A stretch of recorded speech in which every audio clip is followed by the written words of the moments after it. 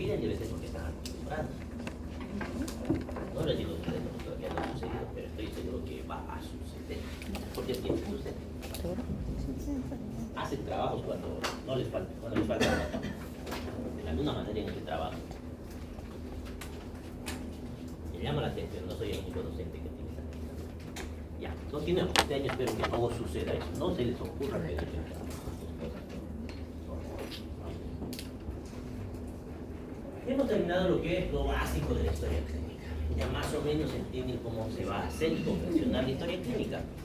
Ahora comencemos a ver cómo vamos a ir paso a paso construyendo. Comenzamos con los signos y síntomas generales. ¿Y en qué parte de la historia clínica? Más que todo para comenzar a desarrollar nuestra historia de la enfermedad. ¿Qué era la historia de la enfermedad? Historia de la enfermedad. ¿Qué es la historia de la enfermedad?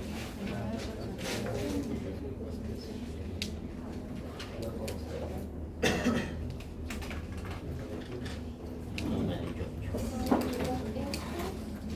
Antes de la enfermedad, el comienzo de la enfermedad y actualmente cómo está el paciente antes de llegar a la enfermedad. Hay un pequeño error ahí. A ver, usted debe saber con seguridad qué es historia de la enfermedad. Una narración precisa y un orden cronológico de lo que padece el paciente. Ya, la falla que tuvo es, está bien, es detallado todo, pero es de la enfermedad, no es antes de la enfermedad. Antes de la enfermedad, ¿en qué parte va a entrar? ¿En qué parte de la historia clínica? Ya. Lo único que podemos mencionar de antecedentes, yo les sugiero que ni siquiera pongan el antecedente de la enfermedad, pero si van a mencionar, si es directamente relacionado, pero ni siquiera se escribe, solamente se menciona. Pero si hay intoxicación alimentaria, sí, ¿no? Por ejemplo, si el paciente al mediodía ha comido un ensalada con pollo y a las 4 horas está presentando síntomas característicos de una bacteria o un virus, sí. Pero ya es parte, en ese tiempo, si se da cuenta en ese tiempo, ya es parte de la enfermedad.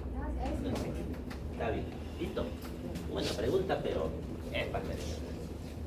Lo que puede iniciar ahí, ¿cómo iniciaría el relato? Hasta una buena pregunta, ¿cómo iniciarían ese relato de ese paciente en específico? Lo escribe primeramente él. No, en algo tiene razón, pero ¿cómo podríamos mencionar para que esté bien especificado? Cuadro clínico de cuándo empezaron los síntomas.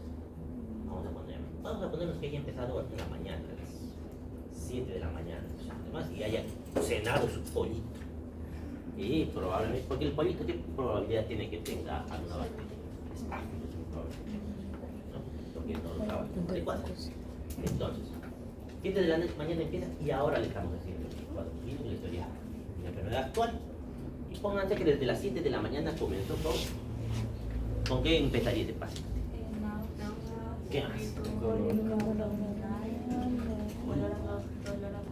Las distintas palabras que vamos a ver hoy, pero está bien. ¿Qué es cólico, sabes? El dolor que se presenta. Eso, muy bien. Ya, entonces, cuadro clínico desde las 7, 8, 9, 10, 11, 12, 6 horas más o menos. Cuadro clínico de 6 horas de evolución. ¿Que inicia con qué empezaba ese cuadro? Ya, con náuseas. Las náuseas las describimos. Sí.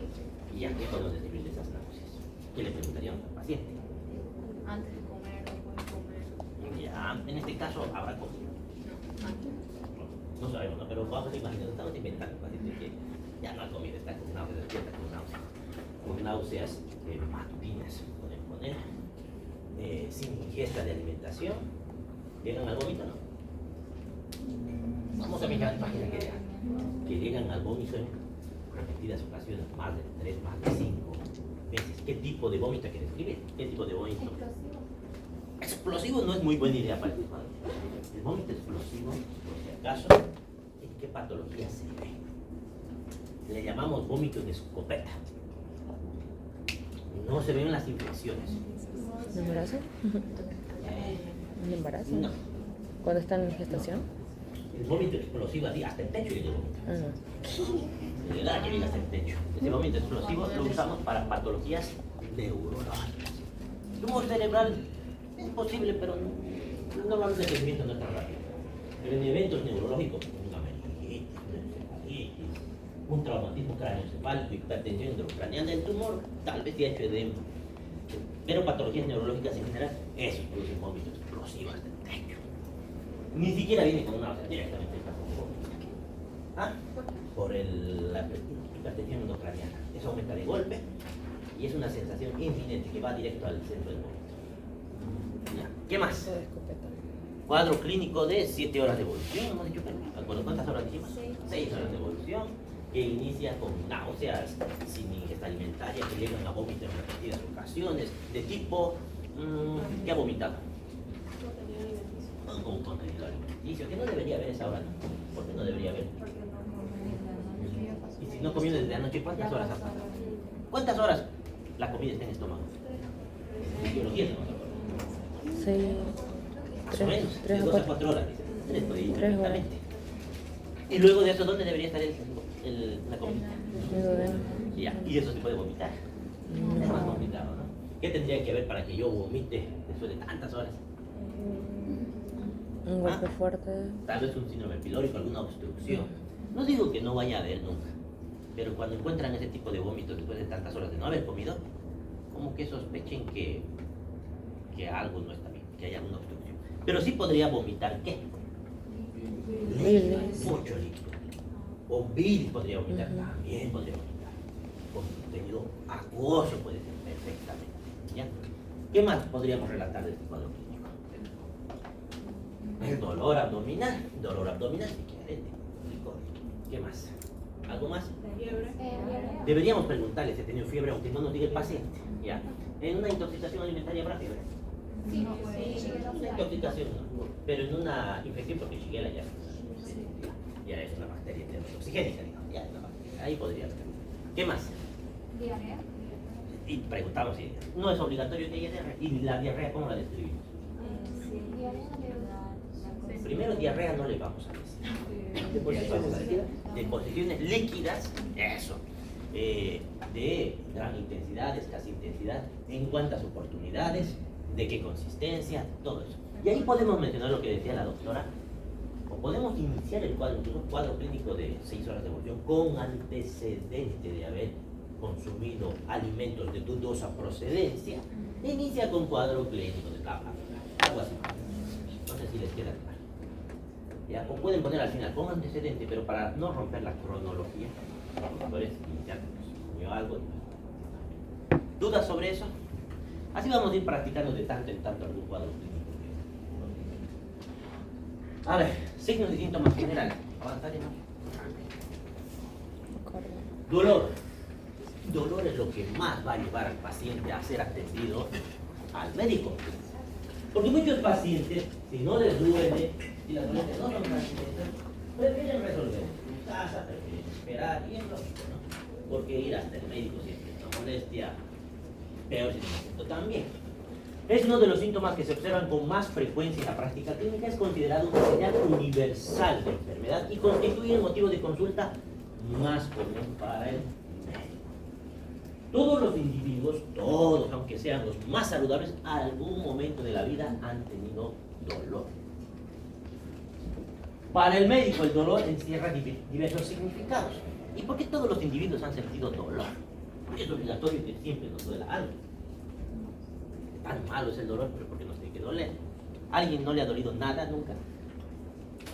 ¿Alguna vez te ha dolido algo? ¿Para qué sirve el dolor? Para identificar. Nos estamos protegiendo de cosas. Cuando no hay dolor, malas cosas suceden. ¿Algún ejemplo de un paciente que no le duela? Tiene un síndrome. El pie diabético, por ejemplo. Hay una alteración neurológica que hace que esas terminaciones sensitivas no lleven el dolor como se debe. Y como no duele, ¿qué les pasa a los pacientes con pie diabético? No se percatan de que tienen alguna herida. Se lastiman y no se dan cuenta que se están lastimando. Incluso están con heridas sangrando y no se han dado cuenta. Entonces, ¿qué va a suceder si no se dan cuenta? Lo que sea que les está lastimando, va a seguir machacando, machacando y va a lastimar más. Una pequeña postura del zapato puede provocar una úlcera grande en los diabéticos por ese motivo. Entonces, el dolor nos protege, nos advierte que algo no está yendo. Para el médico, el dolor encierra diversos significados. Es una advertencia sobre una lesión que amenaza la integridad de nuestro organismo.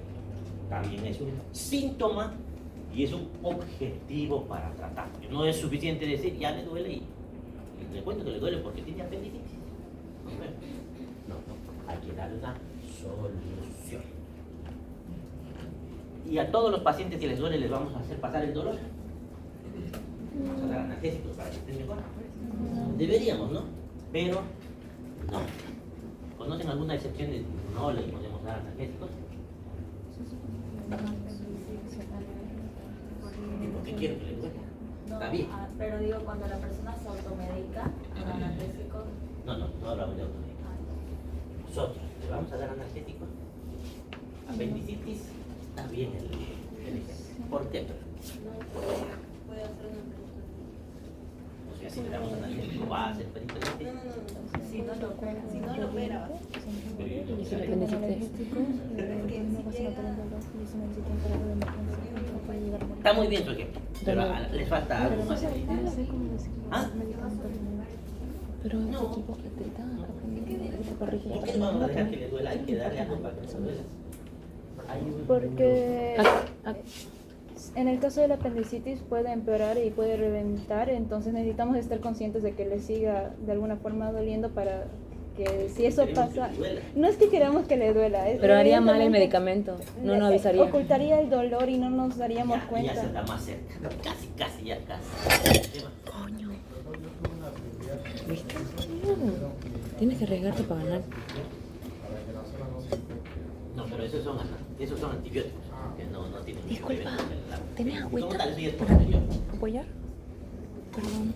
Es que no tiene agüita. ¿Saben qué es una apendicitis? Gracias. ¿Qué es una apendicitis? Muchas gracias. ¿Por qué se produce la apendicitis? ¿Obstrucciones?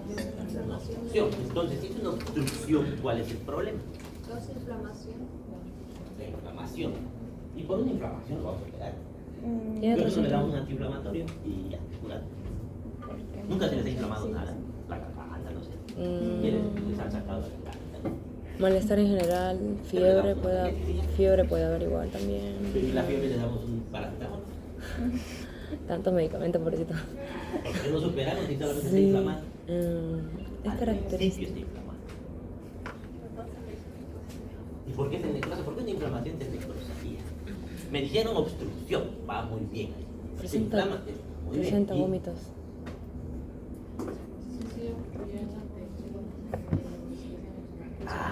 No le va a llegar información.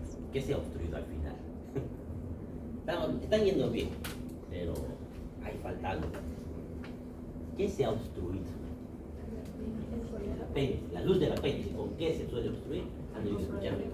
Un coprolito, un áspero incluso. Cualquier cosa, una pepa de manzana, lo que quieras. Algo ha entrado ahí, se metió y obstruyó la luz del apéndice. ¿Y esto qué tiene que ver con el oxígeno? Falta algo. Hipoxia. Hipoxia cerebral. Está bien, pero falta algo falta en el camino.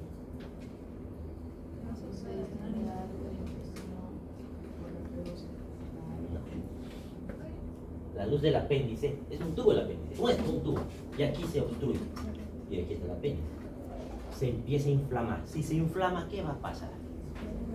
Va a obstruir Va a el... aumentar la presión Sí. dentro del apéndice, no del huevo, del apéndice, del tejido apendicular. Y si aumenta mucho la presión, ¿cómo le llega oxígeno al apéndice? ¿A través de qué? de la irrigación. ¿Ah? ¿De la sangre de qué? La que está en la Arteria, arteria. vena. La arteria. Con presión. ¿Ah? No. No. Podría ser, me gusta ese pensamiento, pero en este caso no. Ahora les voy a explicar. Entonces, la arteria ya. Pero ¿y la arteria qué tiene que ver con la luz del apéndice? Nada que ver. Pero está obstruyendo, es como que si estuvieran haciendo. Este no es el término adecuado del torniquete. Ahí está el apéndice, ahí está apretado. Y el que maneja menos presión, tenemos la sangre arterial, la sangre venosa y el linfa, ¿no? El que maneja menos presión, que con poquita presión se va a arrancar, por decirlo así, para los vulgares, es la circulación linfática. Se obstruye la circulación linfática y se inflama más todavía. Y luego, ¿quién va a caer cuando aumente más la presión dentro de esa pared de ese apéndice. Cae la circulación venosa. Entonces, si cae la circulación venosa, la sangre no puede volver, lo que va a provocar que se edematice más todavía. Y si se edematiza más, ahí ya estamos hablando como si fuera un torniquete más o menos. Y va a dejar de llegar la circulación arterial. Y finalmente, si no llega la circulación arterial, ¿qué le pasa a los tejidos? Se necrosan. Necrosan, se mueren. Y un tejido necrosado es frágil. Y como dijeron en algún momento, hay bacterias ahí y las bacterias aerobias producen los gases. Y esos gases se empiezan a acumular, aumentan la presión dentro de ese apéndice que ya está muerto. Y revive, y hace peritonitis. ¿Qué tiene que ver el analgésico? Ya. Todos los ¿dónde es el dolor en la apendicitis? Fosilíaca derecha. En el ilio derecho. ¿Cuántos han tenido dolor en fosilíaca derecha en su vida en este momento? Acuérdense. Apéndice no. Por apéndice no. ¿Los han operado a todos? Y entonces, si el dolor es en fosilíaca derecha, no es tan fácil de estar seguro que es apendicitis. Porque muchas veces entran al quirófano y pues no era nada. Era nomás un gas. Y los han operado. Y salen ahí los apéndices en blanco. En blanco, apendicectomía en blanco. Entonces, todos estuvieran sin apéndice. Tenemos que estar seguros. ¿Y por qué hace que sea difícil diagnosticar? Porque el apéndice no siempre está como lo conocemos. A veces hay anomalías anatómicas que hacen que esté por atrás, que sea más grande, que esté oculto por ahí, que hace que el dolor sea diferente, el dolor. Entonces, ¿para qué entre yo aquí cuando tengo que estar seguro que es una apendicitis? Y para estar seguro, ¿qué le hago? Anamnesis y examen físico. ¿Y quién tiene que decidir si eso es apendicitis o no? El cirujano es el que va a operar. No, yo como médico general, yo como médico clínico digo, esto debe ser una apendicitis. ¿Dónde está el cirujano? Pero el paciente se queja de dolor. Y el dolor, ¿qué me va a decir que haga? Si me duele, pues le pongo un analgésico. Le va a dejar de doler. Va a venir el cirujano, le va a hacer las maniobras y ¿qué creen que va a pasar ya con analgésico? Lo que te digo. No va a sentir. No le duele No siente nada. Aquí me ayuda más. Van a pasar las horas y pues, revienta la mente. Bueno, para eso Lavado. teníamos llamado Lavado pero intestinal. no tenía nada.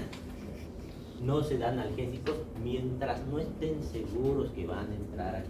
No, es para no ocultar y enmascarar el cuadro clínico hasta que lo valore. Pero una vez que el cirujano decida, bueno, no es, aunque no esté seguro, diga, pero vamos a entrar al quirófano. Alisten quirófano, llaman anestesiología. Le vamos a seguir dejando que le duela. Si ya va a entrar al quirófano, ahí hacen analgésico. No. Entonces, no tiene mucho que ver con la enfermedad como tal, el analgésico, la apendicitis, más es para que el cirujano tome la decisión. Una vez que ha tomado la decisión, ya no hay que esperar, ponga el analgésico, no necesita que le duele. ¿Les quedó claro eso? Eso es, por eso es importante valorar el dolor. Bases neurofisiológicas del dolor, la organización neuroanatómica del sistema sensitivo del dolor tiene algunas claves para la evolución embriológica. No lo vamos a mencionar así a la rápida, porque no les pregunto yo fisiología. Pero necesitamos entender algunos cosas. A lo largo del desarrollo, el segmento de crecimiento arrastra consigo su inervación originada en cualquiera que sea su ubicación física. ¿Qué es eso? ¿Cómo se inicia el sistema nervioso en el embrión? ¿Dónde está? Yo no me acuerdo, el tubo neural, yo no me acuerdo tanto, ustedes me van a recordar. Ese tubo neural es un tubo. ¿Y qué va a pasar con el tiempo? A modo que vayan formándose como Va a haber capas. Cada capa va a tener una. se va moviendo de un lado a otro, incluso se tuerce en algunos lugares, no más que todo ahí en el abdomen, y se estiran las fibras nerviosas hacia un lado, tanto así que su médula espinal en este momento no tiene los nervios horizontales, ¿no? Como están estirados, con trayecto descendente, oblicuo, ¿no es así? Porque no están en el lugar donde originalmente se formaron. Y eso va a provocar que algunos dolores no sean donde está el órgano que van a evaluar. Ojo con eso. Si me duele aquí, probablemente el problema no está aquí. El problema por ahí está por acá en realidad. Es por eso que en la apendicitis, ¿dónde duele al principio? Por ejemplo, duele la apendicitis de aquí y luego va aunque no es por ese motivo, pero es uno de los ejemplos. El mejor ejemplo es el dolor de infarto de miocardio. ¿Dónde duele el infarto de miocardio? El brazo izquierdo. El brazo izquierdo, el corazón está aquí. Son dolores diferentes. Ahí así vamos entrando. ¿No? Vamos. Referidos diferentes. Dolores somáticos y dolores viscerales, los clasificamos. Somáticos, cuya génesis está en las estructuras somíticas superficiales, que son piel y tejido celular subcutáneo, o profunda, huesos y articulaciones y músculos. Esto es mucho más sencillo, la localización es sencilla. Por ejemplo, un dolor articular en mi codo, es difícil que me duele en mi hombro, ¿no? Seguramente me dolerá en el codo nomás. Si mi dedo está inflamado, mi dedo nomás me duele. Entonces, el diagnóstico es muy sencillo. Pero tenemos los dolores viscerales. Cuando hablamos de viscerales, ¿a qué nos referimos? A las vísceras que tenemos en nuestro abdomen y en la caja torácica, cuya ubicación topográfica es más difusa y es más, ni siquiera vemos dónde están exactamente. Y por lo tanto es dificultoso reconocer el órgano de dónde procede ese dolor. La fisiopatológica, dolor somático, visceral, tenemos otro neuropático y dolor funcional o psicógeno. Somático está producido por la activación de los nociceptores de la piel, hueso y partes blandas. Es un dolor agudo. ¿Qué significa agudo? Que aparece en pocos dientes. Bien localizado. Por ejemplo, un dolor de hueso, una artritis o dolores musculares. Muy sencillo de diagnosticar. Visceral está ocasionado por activación de nociceptores, por infiltración, compresión, distensión. Porque estamos hablando de que estas vísceras muchas son huecas. ¿Qué vísceras huecas tenemos, por ejemplo, ahí? El estómago. Los intestinos, el estómago ya. Entonces las vísceras huecas, si se distienden, duele. Y la distensión de la víscera hueca produce el dolor tipo cólico. ¿Ya? También por tracción, isquemia de vísceras pélvicas, abdominales o torácicas. Se añade el espasmo de la musculatura lisa en las vísceras huecas. Se trata de un dolor pobremente localizado, descrito a menudo como profundo y opresivo, con la excepción del dolor ulceroso duodenal, que es fácil de localizar como el tiempo. Y además, ¿qué más tenemos ahí que pueda doler? Tenemos el peritoneo en el caso del abdomen. Ese peritoneo nos trae otra dificultad más, porque encima son dos peritoneos y uno es el que duele. Dolor neuropático es producido por una lesión directa sobre el sistema nervioso central, de tal manera que el dolor se manifiesta ante estímulos mínimos o sin medios incluso, y suele ser un dolor continuo en ese caso. Alodina, y estos términos me gusta preguntar en el examen. ¿Qué es alodina? Dolor provocado por un estímulo mecánico térmico que en condiciones habituales es inocuo. ¿Y qué significa todo eso? Ejemplo, ¿dónde le duele? Me duele en el hombro. A ver, solo de tocar el hombro ya se está quejando. Me duele, me duele. Es un estímulo que no debería provocar dolor, pero le está provocando. Por hacer con un tubo de ensayo un poquito frío, ni siquiera muy frío. Le toco y ya le duele. Son estímulos que normalmente no tendrían por qué provocar dolor. ¿Y por qué el frío intenso produce dolor? Ay, lo explicó Fabio. ¿Duele, no, el frío intenso? ¿Por qué? No, es que la piel, que la parte El frío produce vasoconstricción. eso. Está evitando el Fabio dolor. me explicó igual. Hiperalgesia. ¿Qué suena hiperalgesia? Hiper es mucho. Algesia es dolor. Hiperalgesia es que le duele. Hipoalgesia será que le duele poco. Analgesia. Sin dolor. Sin dolor. Entonces nosotros le damos analgésicos, ¿no? Para que no le duele. Qué obvio. Anestesia. Los anestesiólogos, ¿qué hacen? Sin signo, sin conciencia, creo que. Anestesia, hiperestesia. Esos son sensaciones, para tratar de las sensaciones en la anestesiólogo. Ese tipo de términos me gusta ya. Dolor funcional o psicógeno, para que se cree que le duele, pero en realidad no le duele nada. Pero la gente se queja de dolor. Tenemos algunas patologías que nos traen, como la fibromialgia. Semiología del dolor. El instrumento semiológico más importante es, sin duda alguna, la anamnesis, porque el dolor es subjetivo o es objetivo. Subjetivo, por lo tanto, lo obtenemos en la anamnesis. En algunos casos se puede complementar con maniobras físicas como percusión o palpación. En este caso está haciendo una puño-percusión para ver si hay una pielonefritis. Vamos a ver más adelante. La anamnesis cuidadosa permite reunir información para precisar interpretación del dolor y su significado semiológico. La minuciosidad en los detalles depende del problema clínico y las condiciones en las que desarrolle el acto médico. Y aquí tenemos un acrónimo que es ALICIA. No sé si te sirvió como ALICIA, pero hay otros libros que dicen ATELIA. Más de lo mismo. Un poquito más, un poquito menos, pero lo importante es el detalle. Eso es lo que quiero que ustedes tienen el concepto del detalle. No me importa tanto que memoricen al pie de la letra, pero que comprendan lo que están leyendo. Entonces, aquí, ¿qué nos interesa saber? Antigüedad, localización, irradiación, carácter, intensidad, atenuación o agravación. ¿Y qué significa todo esto? Antigüedad, ¿hace cuánto tiempo le duele? Si es agudo o crónico, si es de corta o larga duración.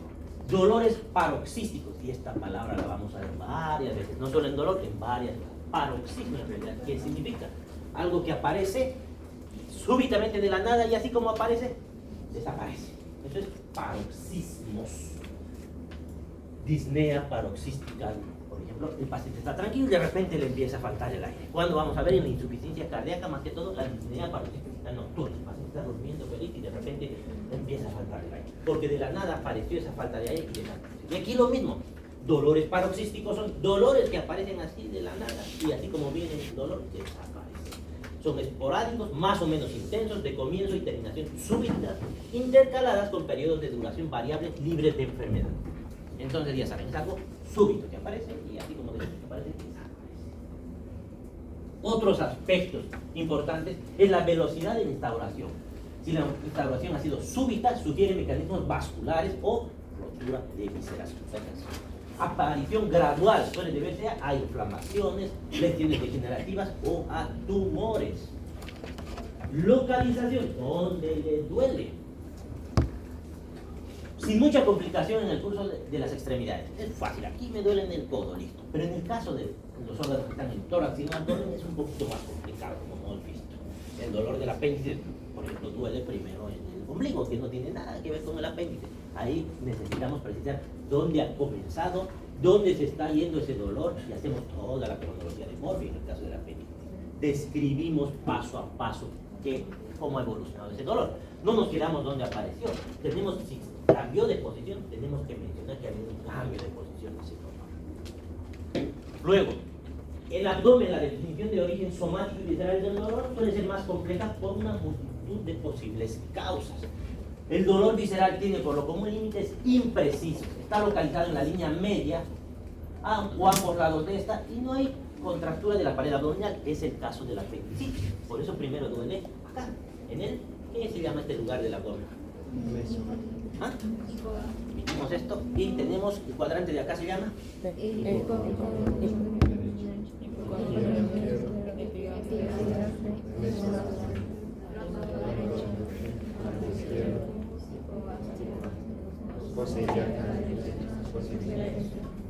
ya, primero duele el mesogastrio, entonces en la línea media, duele el mesogastrio en la línea media, incluso porque está comenzando la inflamación del apéndice como tal.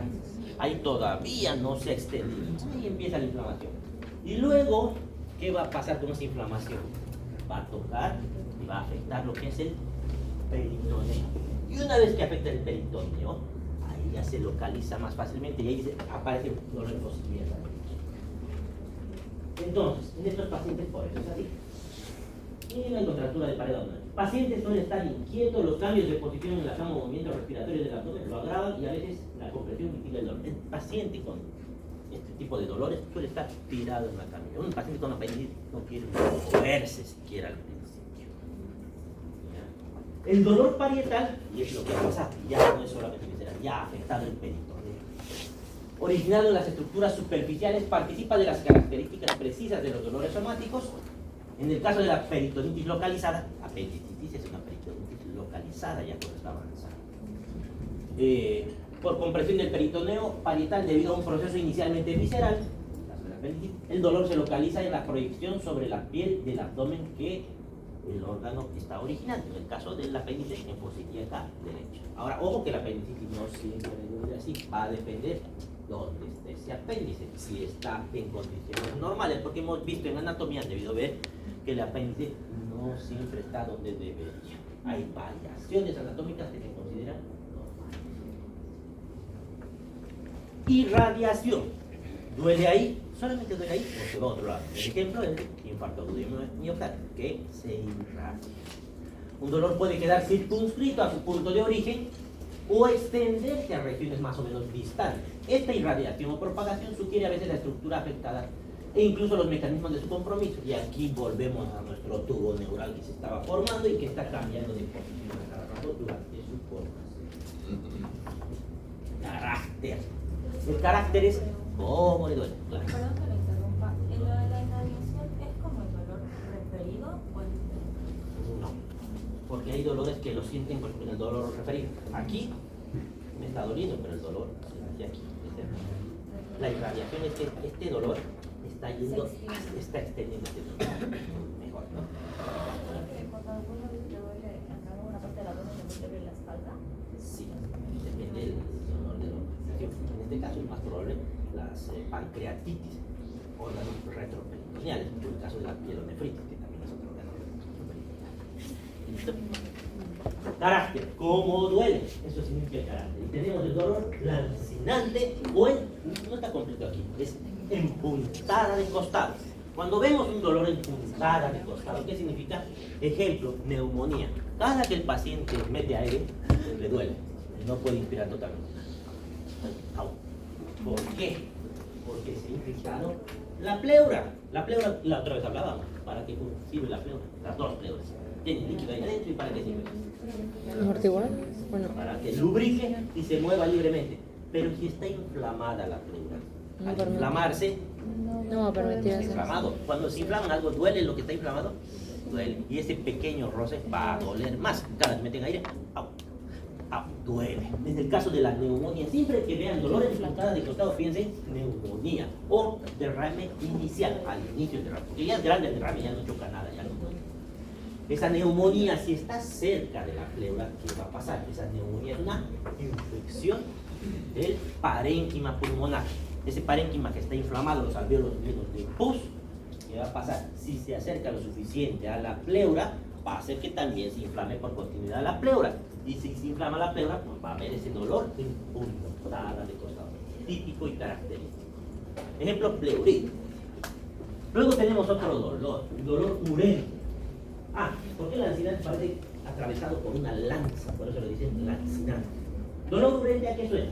A que le arde o quemante. ¿En qué podemos ver un dolor que le arde? Gastritis. ¿Qué más?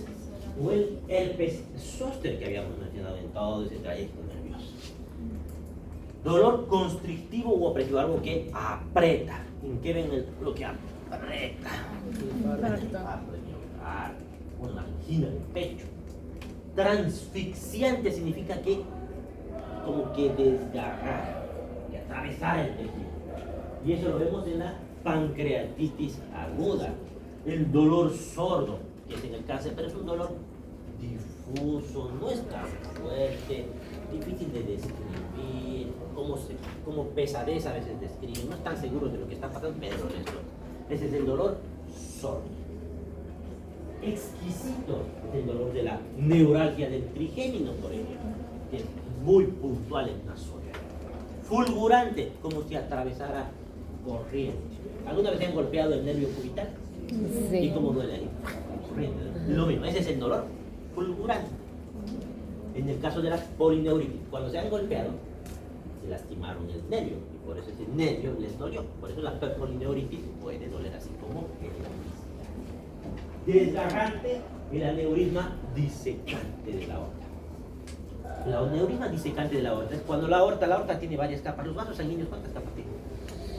¿Cuáles son esas? Muy bien, ¿qué más? ¿Qué más?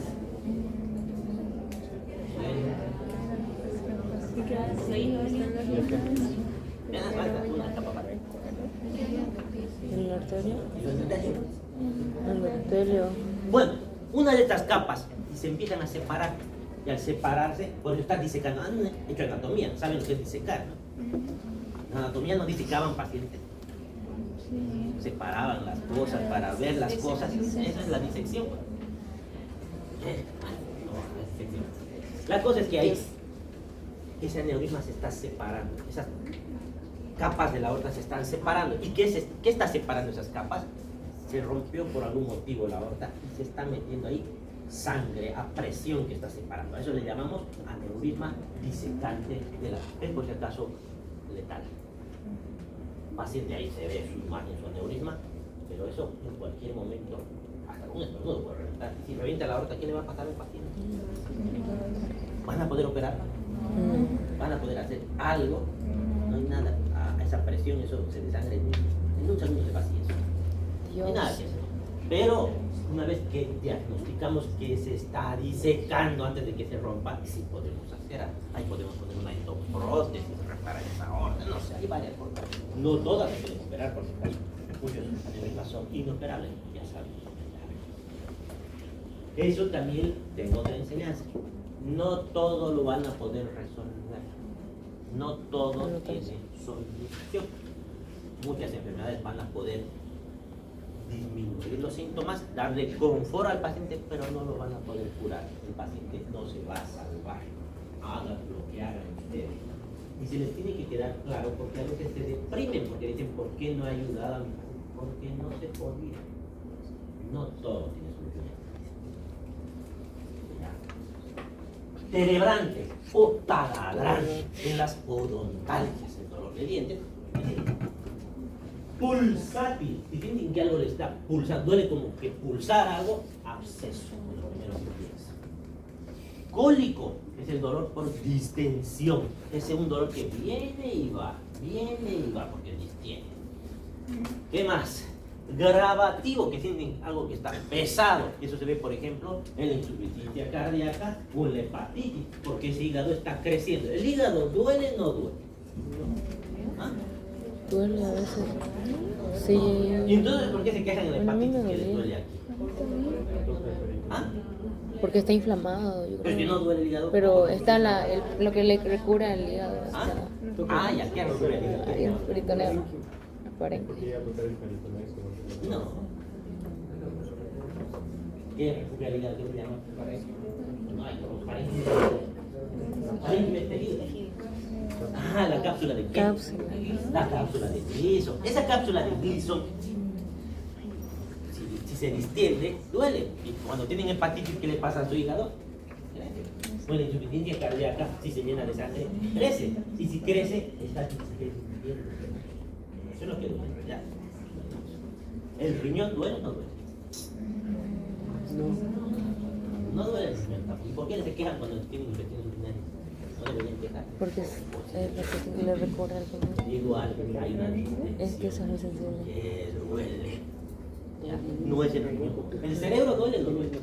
¿Han visto que operan incluso pacientes despiertos, no? Están operando. No duele.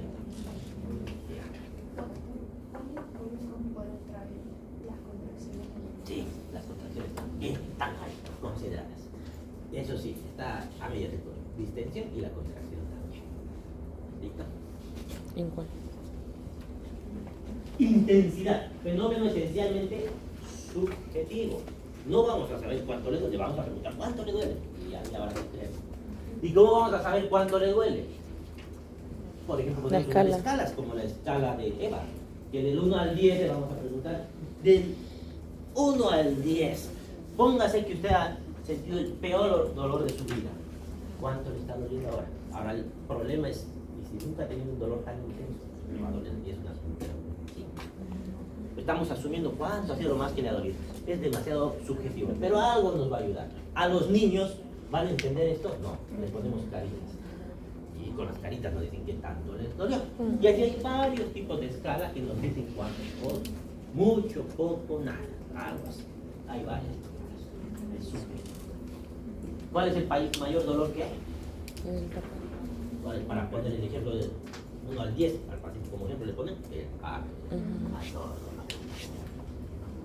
Atenuación o agravación, algo que haga que deje de dolerle o algo que haga que le duela más. Si se mueve de tal manera le va a doler más, si se mueve de tal otra manera le va a doler menos. Come, le duele más, le duele menos, todo. Por ejemplo, cefalea que de forma sistemática a la toma de una medicación cardiológica, toma un medicamento y le empieza a doler la cabeza. Entonces ya sabemos qué es lo que está agravando. Dolor poliarticular al despertar, que cede rápidamente al iniciar la actividad, artritis reumatoide. Durante media hora están anquilosados, ahí no pueden mover sus dedos, pero va pasando los minutos, a la media hora, más o menos hora, empiezan a mover sus dedos y deja de doler. Una epigastralgia urente, propagada hacia arriba con la llegada esporádica de líquido, ácido a la faringe, que predomina por las noches, sobre todo después de las cenas copiosas y los minutos de acostarse. Una traducción de todo eso. Paciente que se queja de que le duele el pecho y piensa que se está infartando. Y le preguntamos, dice dolor, ¿cómo es? ¿Qué empeora el dolor? Cuando me acuesto en la noche, me duele más. Y antes de acostarse, ¿usted come? ¿Qué come? Como mi hamburguesa de Coca-Cola. Como así pues. ¿Y a cuánto tiempo de acostarse le duele? ¿A cuánto tiempo de comer se acuesta? A la hora de lo que he comido me da sueño y me duele. ¿Y cómo le duele? Me arde todo el tórax. Es un paciente con reflujo gastroesofágico que lo que le está doliendo es que el contenido del estómago, el esófago está preparado para recibir el ácido del estómago. No tiene el mismo su epitelio es diferente, ¿no? Entonces el ácido va a hacer que le arda. Incluso tienen un peligro más grande, porque si siguen retrocediendo, ¿hasta dónde va a llegar? Y de ahí a dónde, porque el líquido va a subir y en algún momento va a volver por gravedad. Puede meterse a la tráquea y el paciente se va a despertar tosiendo en la noche. Es una de las causas de diagnóstico de tos nocturna. Estaban tranquilos, de repente empiezan a toser. Una de las causas es la insuficiencia cardíaca y la otra es el reflujo gástrico. ¿Qué solución le van a dar a ese paciente? No sé nada. Van a levantar la cabeza porque tiene una incontinencia del esfínter esofágico inferior que no cierra totalmente por algún motivo. ¿Qué hace que no cierre totalmente? Por ejemplo, las comidas copiosas, el chocolate, la obesidad, porque finalmente la obesidad tenemos un cuadro tan grande que va a hacer compresión pues, cuando se echa y todo eso va a hacer que el contenido tenga que volver. Un dolor precordial conceptivo de unos 3 a 5 minutos. Me duele el pecho de golpe y este signo siempre hace el paciente, la mano en garra. Paciente que se esté infartando siempre va a hacer aquí me duele. Nunca un paciente que les diga aquí me duele es un infarto, eso no puede ser, es cualquier cosa menos infarto. Casi descarta que señale con su dedo. El paciente siempre hace, por lo menos hace así, me duele ahí. El dolor no es de mucho tiempo porque casi dura poco, 3 a 5 minutos. Generalmente después de esfuerzos físicos y suelen aliviar ese dolor cuando reposan. Se echan en cama y empieza a pasar el dolor. ¿Por qué? Porque el corazón ha bajado su gasto cardíaco, por tanto tiene que trabajar menos y esa arteria tapada, el flujo ya puede ser suficiente incluso. Hago esfuerzo, necesito que ese corazón trabaje más fuerte, pero esa arteria está tapada, no le llega tanto flujo y empieza a doler, está avisando, no vas a poder. Conclusión, la exploración del síntoma dolor y su encuadre dentro de un contexto clínico adecuado es un buen ejemplo de un procedimiento semiológico elemental que conserva una utilidad de primer nivel. Y este mismo ejemplo de dolor, hemos hablado del dolor, Alicia, todo hemos detallado, ¿no? Cuando le duele, porque le duele, hacia dónde le duele, algo más aparte del dolor, todo hemos detallado. Lo mismo van a hacer para todo. Náusea, lo mismo, desde cuándo, cuántas veces ha vomitado, si ha vomitado, cómo es ese vómito, todo, mareo. ¿Qué estaba haciendo cuando se mareó? Llegó a desmayarse, estaba comiendo, le dolió la cabeza, algo hace que el mareo aparezca o desaparezca. Entonces, todos los signos y síntomas que se les ocurran, exprímanlos así como con el dolor y su anicio. ¿Listo? Y eso no solamente para su cabeza, describir en la historia. Fiebre. Hemos extendido demasiado. ¿Está prendido? Porque creo que está fallando es. Creo que está a un lado mal. Empieza a estar, ya debe estar tapado. Creo que está mal ese ladito. ¿Lo ve? La Póngalo fríísimo, por favor. Y además, Lo que pasa es que dejan el aire con la puerta abierta, se he visto esto. Y terminan arruinándose los aires. Vamos a pedir que hagan limpieza de los aires. Y eso que está a 16 grados, normalmente le vamos a poner a 25 y es hace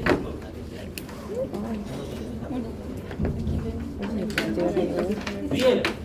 Introducción. La temperatura normal del cuerpo refleja el equilibrio entre dos procesos opuestos. Producción de calor y eliminación de calor. ¿Quién define la temperatura del cuerpo? Volvemos a decirlo. ¿Quién dice? ¿Está en él? Ya, una vez que se define, ese va a decir, quiero estar a 36.5 grados. ¿Y cómo van a lograr llegar a esos 36.5 grados? Necesitan procesos que produzcan calor, para que la temperatura sea mayor, y necesitan perder calor. ¿Por qué? Porque esos procesos que producen calor pueden sobrepasar lo necesario. Entonces luego necesito eliminar ese calor para estar siempre a los 36.5 que mi hipotálamo está marcando. Y hay un ciclo circadiano también. ¿Qué es el ciclo circadiano? El horario. O sea que el horario todo el día no es igual, la temperatura no va a estar igual todo el día. ¿Y de qué depende el proceso circadiano, el ciclo circadiano? La luz del sol. La luz del sol, ¿qué va a hacer? ¿Qué va a activar? Sudoración. La melatonina a su cerebro, ¿qué les va a decir? ¿Es de día o es de noche? Por eso cuando no tienen ese sol, se desorientan en el ciclo circadiano. ¿Y eso qué va a hacer que se libere? ¿A qué hora inicia el ciclo circadiano? ¿A qué hora se activa? Cuando despierta. Madrugada. ¿Y qué va a suceder? ¿Qué se libera? Cortisol. Que dice, ya, despertate, hay que comenzar a hacer cosas. Y yo sé que no nos despertamos ahora, pero ese es el ciclo circadiano. Entonces, con eso la temperatura no va a ser la misma las 24 horas. Van a haber variación. No solamente esa variación del día, sino hay otra variación. No va a ser lo mismo que se tome la temperatura axilar, oral o óptica, no sé. Va a haber también variaciones o restantes, eso por ejemplo para diagnóstico de apendicitis.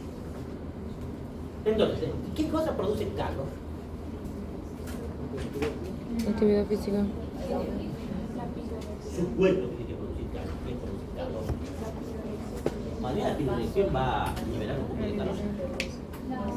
Sudoración. Vasodilatación va a distribuir ese calor hacia la periferia. ¿Pero quién va a producir calor? La energía. La energía, por ejemplo, el hígado produce a través de la glucosa, está bien. ¿Qué más? El hígado produce, por si acaso, la mayor parte del calor. Ahí está calientito y se reparte. Por eso que la sangre se va a estar. ¿Qué más?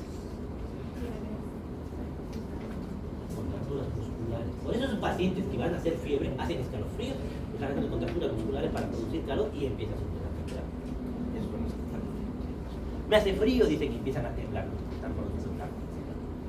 ¿Ya? ¿Qué hace que se pierda el calor? La grasa no produce calor, la grasa mantiene. La sudoración elimina el calor. Hay varias formas. ¿Se acuerdan en fisiología cómo se elimina el calor? Por tres formas eran, ¿no? Por convección, por radiación y no me acuerdo. Bueno, así, se produce y se elimina el calor. Y así se mantiene la temperatura. Entonces, cuando yo tengo fiebre, ¿por qué tengo fiebre? Para bajar la. Bueno, ¿Qué dije? ¿Es buena, es mala? Llegan los pacientes, tengo fiebre. ¿Qué es lo primero que se hace con los pacientes? Paracetamol. Nuestro famoso paracetamol por el cual nos hacen famosos en todo el lado. ¿Por qué? ¿Será bueno o será mala la fiebre? Supuestamente no es ni buena ni mala por el tema de que puede ayudar como que a tu sistema a eliminar ciertas infecciones. Es buena. Es buena, claro que es buena, no es mala la fiebre. Pero No en exceso. es una molestia, molesta al paciente. Y es más, se lo va a deshidratar. Entonces, ¿qué vamos a hacer? Le vamos a bajar la fiebre, pero no le bajen de golpe la fiebre todo el tiempo a todos los febriles.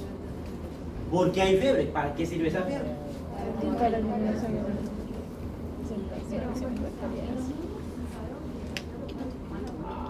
puede haber epilepsia en los No niños. todos, pero bien. Casi nadie sabe que en los niños solamente hay convulsiones. Los adultos no existen convulsiones por fiebre. Vienen los pacientes, me estoy convulsionando, me estoy con fiebre, voy a convulsionar. No, solo los niños. Incluso tienen un rango de edad corto.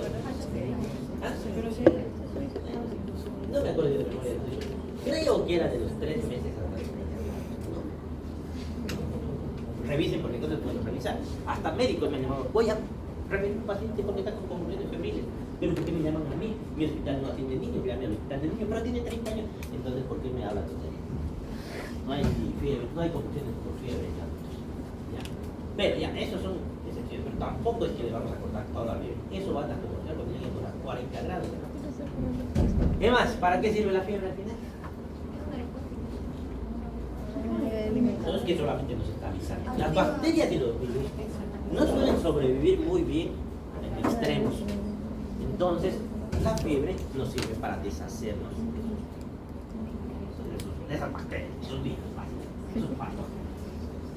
Pero no nos gusta porque nos hace sentir mal, sinceramente. Por eso usamos muchos años.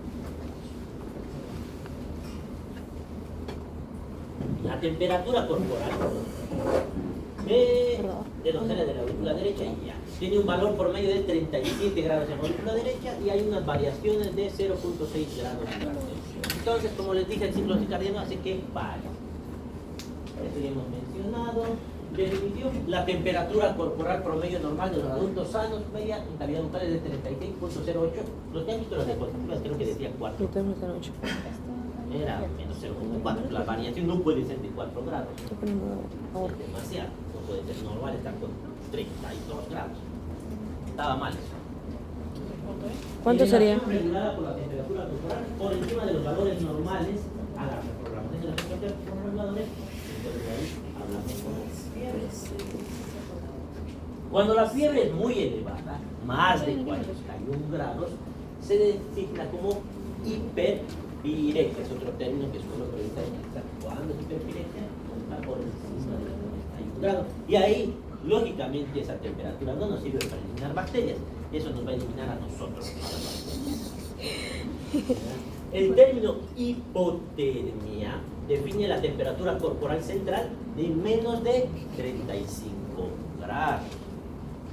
Diagnóstico diferencial. En ocasiones los registros térmicos mayores a 37 pueden plantear el diagnóstico diferencial de fiebre e hipertermia. Y como que suena lo mismo. ¿Qué significa hipertermia? Exceso. No, Pero exceso. las palabras sencillas, ajá, está perfecto. Exceso de temperatura. Significa semánticamente Exceso de temperatura elevada. mucha temperatura, entonces no es lo mismo que fiebre. Pero hay una diferencia ahí, planteada una diferencia. Se define la hipertermia como la elevación de la temperatura corporal por encima de los valores normales. Algo está mal aquí, no está completo, no sé si no está bien. Leo y no me convence, pero en la literatura lo que menciona es por encima de lo que manda el centro termorregulador. Si su centro termorregulador le dice que tenemos que estar a 37, pero aparecen 39 grados, algo está variando, algo no está acorde, no está haciendo caso al cuerpo. Y ahí le llamamos hipertermia. Y esa hipertermia se va a producir por la producción excesiva de calor, por la disminución de la disipación de calor o por la pérdida de la regulación central. Todo eso va a provocar esa hipertermia. Y eso no nos va a ayudar en mucho, eso nos va a perjudicar, hasta pueden morir. Desde el punto de vista fisiopatológico, la hipertermia se produce por un fracaso de los mecanismos periféricos para mantener la temperatura corporal, normal determinada por el hipotálamo. Ahora sí ya tiene más sentido. En la fiebre, el centro termorregulador es en respuesta a citoquinas y produce cambios en los mecanismos periféricos para generar y conservar calor hasta alcanzar un valor más elevado a la temperatura. Entonces, es secundario a un motivo. Hay liberación de citoquinas, por ejemplo, porque hay bacterias, infección, inflamación, y esas citoquinas nos dicen necesitamos elevar la temperatura corporal para deshacernos de ellas. Ambos procesos representan distintos mecanismos de elevación de la temperatura corporal y por tanto el tratamiento es diferente. Si una hipertermia le dan dioxador, paracetamol, no va a funcionar, no va a bajar la temperatura. Solo va a bajar con medidas físicas. ¿Qué medidas físicas se usan para bajar la temperatura? Bañarse con agua fría. Agua fría, que sí. Hasta alcohol que les ponen, lo que sea que les pongan, que baje la temperatura. No desnudan y igual le ponen ventilador o aire acondicionado. Ahora, en el libro creo que no está tan bien explicado, pero aquí en nuestro medio, ¿cómo consideran la temperatura normal? tiene eso de que la axila es normal, le daremos un número normal. ¿De cuánto a cuánto es normal? 36.537.5 6.5 a 37.5. Ahí consideran normal. Ujú. Y de ahí aparecen algunos otros términos que es fiebre y demás. El diagnóstico diferencial entre fiebre y hipertermia actualmente es difícil. Se basa en una minuciosa historia clínica y no en los registros térmicos o en su patrón. No obstante, valores de más de 42 grados expresan hipertermia y sabemos que eso no está regulado por el sistema nervioso. Ahora, la fiebre tiene una clasificación que en algunos de práctica ya les he mostrado. Cuando ustedes toman las temperaturas en historia clínica, ponen, por ejemplo, en la mañana tuvo 36 grados, un puntito, por ejemplo. Todo de agosto, mañana 36 grados. En la tarde, 37. Puntitos van poniendo en la tarde, en la mañana, noche, tarde, mañana, noche. Por fecha, todos los días. Y esos puntitos van formando estas curvas. Ustedes juntan esos puntitos con su bolígrafo, van dibujando esto. Y esto se llama la curva térmica. Y los primeros médicos con esto diagnosticaban, porque no tenían laboratorio, no sabían que los hemogramas, menos una radiografía. Entonces se basaban en esto para dar los diagnósticos. Ahora no usamos tanto esto porque tenemos cosas mucho más sofisticadas. De todas maneras es bueno prestarle atención a esas curvas térmicas. A veces sí nos las diagnosticamos. El control de la curva térmica resulta útil en la evaluación de un tratamiento. Ahí sí nos puede ser útil. Por ejemplo, si mi paciente está con neumonía y le estoy dando mi antibiótico y le estoy haciendo mi curva térmica y está con fiebre 38, 37, le doy mi antitérmico, hasta que el tercer día deja de hacer fiebre. Se supone que los antibióticos hasta el tercer día tendrían que funcionar. Si no funcionaron hasta el tercer día, lo más probable es que ya no funcionen. ¿Qué significa que ese antibiótico Se hizo resistente, sirve? no sirve. ¿Y por qué no sirve? Como dicen, puede ser porque haya resistencia. Siempre escucho que digan, soy resistente a la ceftriaxona, soy resistente a la amoxicilina. ¿Ustedes son resistentes a la amoxicilina? ¿Alguno de ustedes es resistente a algún antibiótico? Los antibióticos están diseñados para matarnos. No nos matan, ¿no? Bueno, a veces. No veces deberían sí. matarnos, ¿no? Entonces, ¿quién es resistente? Nosotros, porque se supone que todos somos resistentes, pero morimos con los antibióticos. Las bacterias. ¿Y algunos virus o no? Sí, alguna. No me vayan a decir que sí. No. No. ¿Los antibióticos sirven para los virus? No sirven para los virus. La faringitis, la faringoamigdalitis, ¿quién produce faringoamigdalitis? La mayoría. Los virus. Ujú. ¿Por qué les dan antibióticos? Porque no saben medicina. Ay. Y los antibióticos Por eso no funcionan. son buenos, son malos. ¿Son inteligentes los antibióticos? No. Cuando ustedes le dan un antibiótico, tienen un espectro. ¿Han llevado antibióticos? No deben llevar. Pero más o menos algo de idea deben tener. El espectro antibiótico es que dice, este antibiótico mata todo este tipo de bacterias, gram positivos, todas las bacterias que han llevado microbiología, todos los gram positivos van a morir con este antibiótico. Los gram negativos no les va a hacer, los gram positivos sí. Pero si yo le doy, por ejemplo, una penicilina, vas a ver a qué antibióticos y en qué parte del cuerpo tiene que ir a actuar, o va a destruir todos los antibióticos, todas las bacterias que tengan sus cuerpos. Va a destruir todas. ¿Qué van a provocar? Todas las bacterias de ese espectro desaparezcan de su cuerpo. No importa si es buena, si es mala. Solamente tenemos bacterias malas o hay buenas. ¿Qué se llaman? Saprofíticas. Y si las matamos, ¿qué va a pasar?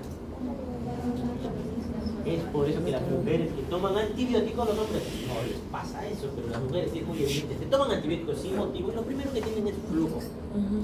¿Por qué? Porque han Su eliminado flora. lactobacillus y por tanto Flora. han roto El equilibrio.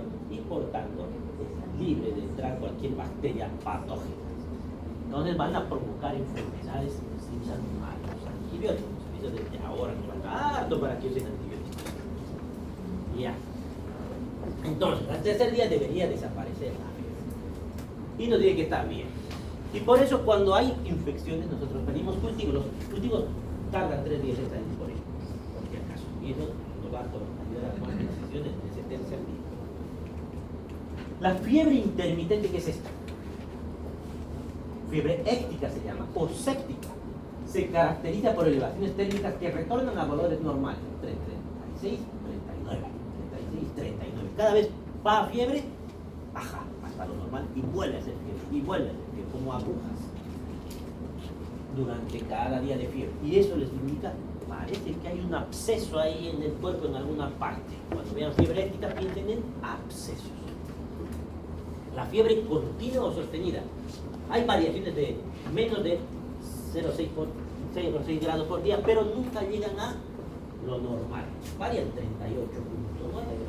38,4, 39, van oscilando, pero no cede la fiebre. La fiebre remitente no baja a valores normales durante cada día de fiebre. La fiebre periódica aparece con intervalos fijos y predecibles. Cada tardecito para la mañana, solamente en la mañana, solamente en la mañana. La fiebre recurrente es que reaparece después de uno o dos o más días de apirexia. ¿Y qué es apirexia? ¿Sí? Hiperpirexia. ¿Ya? ¿Qué más? Puede tener un patrón intermitente, continuo o remitente. Los patrones y un ejemplo de fiebre periódica que viene cada 3 días. Cada 3 días el paciente se despierta y luego está 2 días tranquilo. Bien. 2 días tranquilos. Bien. ¿Qué tiene ese paciente? Eso. ¿Por qué? Porque tiene malaria. La malaria está producida por qué? ¿Qué ya sabemos. Sé que ya saben. ¿Y por qué cada 3 días hacen fiebre? Algunos hacen cada 3, algunos hacen cada 4. Les miden fiebre bacteriana, fiebre plana. Eso, cada vez que. ¿Qué hace? ¿Por qué hay fiebre? ¿Para qué se paren muy bien? Aprieta el botón de la fiebre o qué pasa? Que los parásitos de los glóbulos rojos salen a la circulación. Revientan los glóbulos rojos, se liberen ahí las citoquinas y fiebre. ¿Ya? Por si acaso pueden hacer fiebre todos los días. Igual malaria. ¿Por qué? Pero si está haciendo fiebre todos los días, no debe ser malaria. Si la malaria está haciendo en ti. ¿Por qué creen que lo hacen todos los días? ¿Cuántos plasmodios han dicho que hay? No todos hacen la misma cantidad de días. Entonces, ¿quién cree que tenga fiebre todos los días? Pues tiene varios. Y puede ser ni se ha visto. La fiebre recurrente es la que aparece después de causas de fiebre. Cada vez que vean etiología ya saben, es causa. La fiebre es una manifestación característica de la mayoría de las enfermedades infecciosas y en algunas situaciones indica que el enfermo padece una emergencia. Ahora no es obligatorio internar a todos los pacientes con fiebre. Semiología, la manifestación cardinal de la fiebre es la elevación de la temperatura corporal. Para detectar la fiebre se pueden realizar mediciones de la temperatura en cavidad bucal, conducto auditivo externo, axilar o en el recto. En varios lugares hay fiebre incluso que se hace temperatura central. La percepción de la fiebre varía notablemente entre individuos. No todos van a sentir las mismas respuestas. Y los pacientes febriles pueden tener síntomas sistémicos. ¿Qué es síntomas sistémicos? ¿Qué significa síntomas sistémicos? Ya. ¿Cómo qué? Si tengo fiebre, ¿qué me puede pasar? ¿Qué siento? Sistémico. Me duele la cabeza, ¿qué más?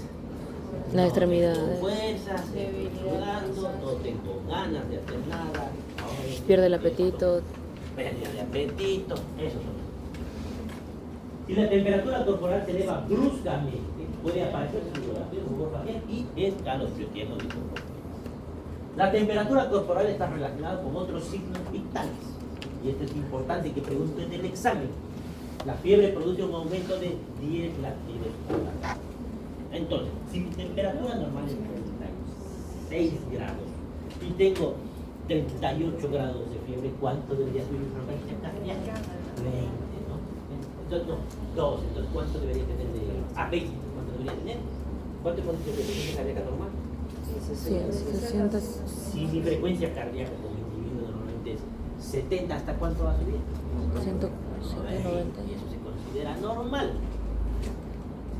Ahora, ¿y qué pasa si no sube esa frecuencia cardíaca? ¿Se acuerdan lo que era taquicardia y bradicardia? ¿Qué es taquicardia? Aumento de la Bradicardia. disminución. A esto se llama bradicardia relativa.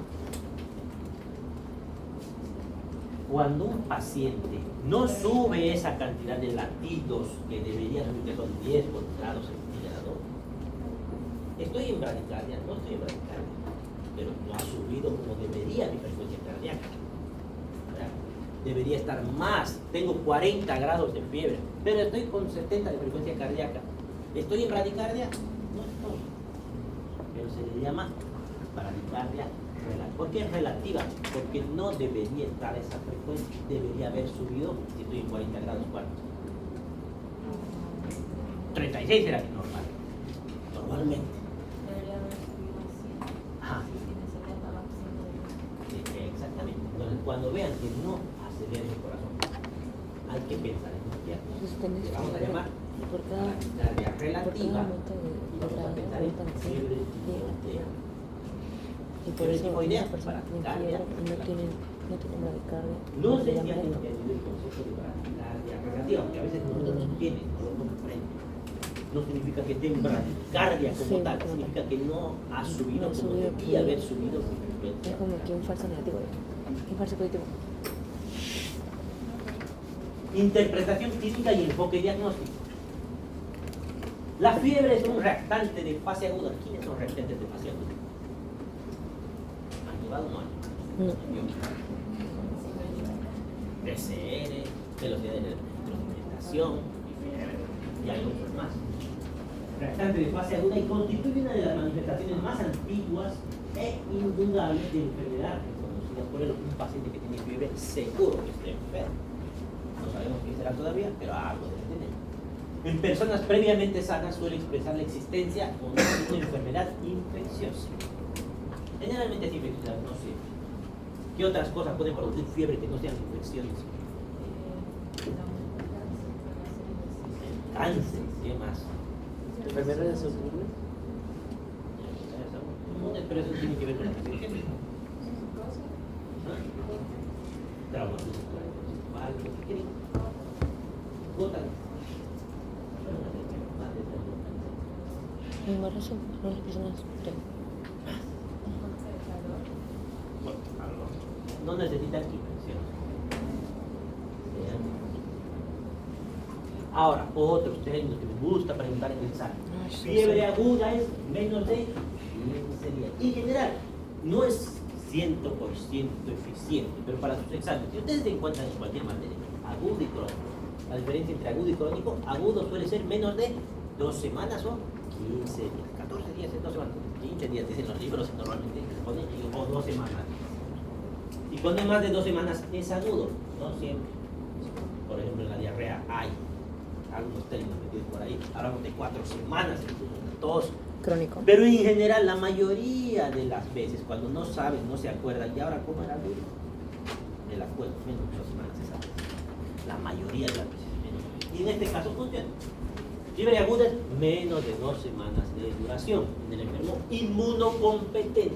No es lo mismo que inmunocomprometido. ¿Qué significa inmunocompetente? Que está bien. Su sistema inmunológico está funcionando perfectamente, que tiene buenas defensas. ¿Y qué significa inmunodeprimido? No funciona. Ejemplo. VIH es el mejor ejemplo. ¿Quién es más? Todas las enfermedades autoinmunes. ¿Quién es más? Se toman corticoides. Por algún motivo. Están automáticamente inmunosuprimidos por los corticoides inmunodeprimidos. Ojo con eso, con sus tratamientos. No le van a dar una infección corticoides. Salvo excepciones muy contadas que hay que saber cómo usar. En general no le. La mayoría de las veces Las causas más frecuentes son infecciones, no existen patrones ni magnitud de fiebre asociadas a algo específico, el grado de elevación de la temperatura corporal no se correlaciona con la gravedad de la enfermedad. No porque tengo más fiebre, mi bacteria es más poderosa. No, solamente dice que algo me hizo mal. La fiebre puede estar ausente cuando puede que no encuentren, aunque sea evidente, está saliendo pus por la zona del paciente que he visto en el hospital. Varias veces está con su sonda vesical y está saliendo pus y pus. Y no tiene fiebre, pero no tiene fiebre, no está enfermo. No es cierto. ¿Quiénes pueden no tener fiebre? Nacidos, gerentes no, gerontes. ¿Geronte? ¿Geronte qué es? Tercera edad, ¿no? Paciente de tercera edad. Extremos de la vida. Pacientes inmunocomprometidos como insuficiencia renal crónica o pacientes que consumen corticoides inmunocomprometidos. No tienen fiebre, están enfermos. Pueden tener una fiebre, fiebre prolongada. Es la que dura más de 15 días independientemente de que se sepa o no su causa. No confundir esto con fiebre de origen desconocido. Ojo con ese juego de palabras en el examen. Pregunto qué es fiebre prolongada, fiebre de origen desconocido. No confundan fiebre prolongada o fiebre de origen desconocido. Dice aquí, más de 15 días, no importa por qué. Si se sepa o no se sepa, da igual. ¿De origen desconocido? Y ahora entramos al término fiebre de origen desconocido, que hasta ahora no sé por qué. No, llegan a entender como los médicos generales no llegan a comprender este tema. Ah, ya. No significa fiebre de origen desconocido que no sé por qué hay fiebre. No es eso solamente, es una serie de condiciones. Porque si no, todos los pacientes que llegan al hospital son fiebre de origen desconocido, porque si cuando llegan no saben qué tiempo. Les tienen que hacer su anamnesis y historia clínica. Duración de por lo menos 3 semanas. 3 semanas con fiebre. Aquí dice, por ejemplo, algunos autores, dicen que con 15 días puede ser suficiente, pero no solamente el tiempo.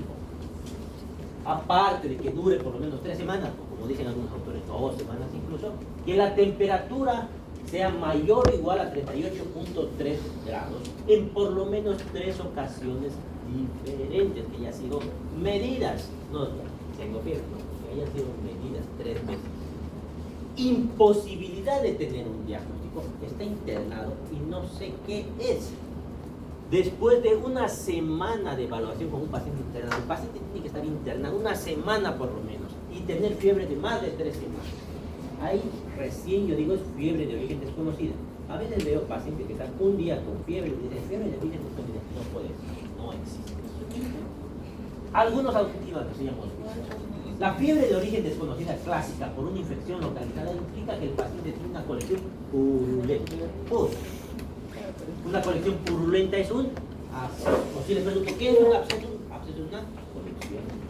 Puchichi si quieren, pero no le van a poner en el examen. El examen es colección purulenta. ¿A poder darme por puchiche? Les digo yo porque cuando yo empecé a trabajar en el hospital no sabía qué significa puchichi, qué es puchichi. Les digo, porque va a suceder. Yo, no mentira. Yo sería puchichi, que será por Incluso puede estar en una situación anatómica que da pocos síntomas y signos. Habitualmente oculta, generalmente en abdomen o en tórax. Aquí tenemos un absceso de hígado, por ejemplo, un absceso intestinal. Un abdomen en general. Los más comunes son los abscesos hepáticos. Fiebre en un paciente inmunocomprometido, que es diferente al paciente inmunocomprometido.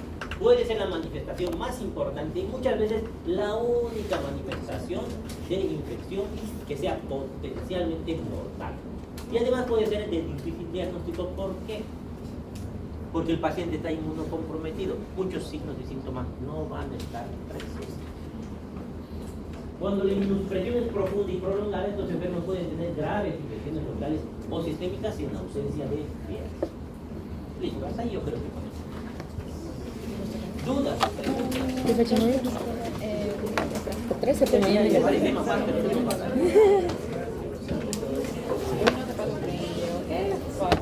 Irme yo no. Quiero ir a mi casa. No, le puedo. Bueno, no sé si le puedo decir nada al doctor. Bueno.